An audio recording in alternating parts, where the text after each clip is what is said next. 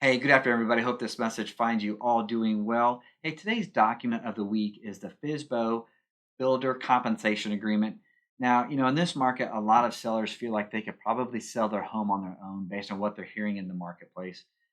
We also have agents out there knocking on the doors of the FSBOs. And guys, I just want to make sure that you know that this document, this tool is available in Dotloop.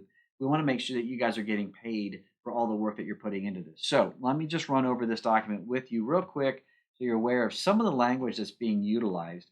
The top part of this document is pretty self-explanatory. It's going to talk about the date, who the broker is, who the seller is.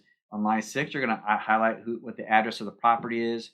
And then on line 10, guys need to make sure that you actually have a client who is interested in the home. You can't just say, I have someone and not present a buyer to the table. You actually have a buyer, you actually have to have a buyer in mind. And then lines 12 through 14, it actually talks about compensation, how you're going to get paid, what you're going to get paid. Is it going to be a percentage or is it going to be a flat dollar amount? And then on line 15, this is important. If seller enters into a purchase agreement to sell property to buyer at any time within blank days, 14 days, from the date the seller signed this agreement, seller shall pay the commission to broker at closing.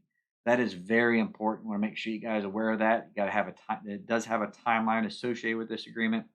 And then also under seller acknowledges the following items. They're starting on line 22. This is some important information that I want to make sure you guys are aware of. That broker's agency relationship with the buyer has been previously verbally disclosed to the seller. As a buyer's agent, broker owes the duties of trust, loyalty, confidentiality, accounting, and disclosure to the buyer.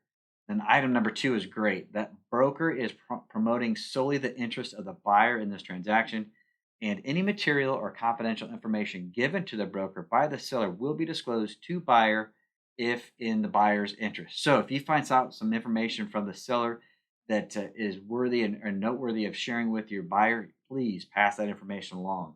And then item number 3, that seller's payment of the commission to the broker does not create any agency relationship between the seller and the broker, except that the broker shall treat seller honestly.